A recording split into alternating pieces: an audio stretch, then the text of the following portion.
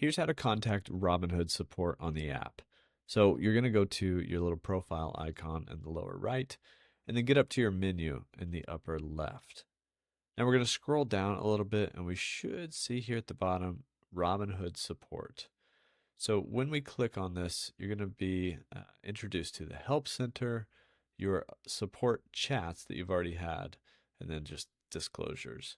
So support chats or contact support, both of those go to the same place. We click on that and it goes into basically contacting Robinhood support through the chat. Now you can use this to do many things. You need to change an address. You can do it in here just by letting them know and then verifying. It'll lead you through the steps. You need to actually contact someone.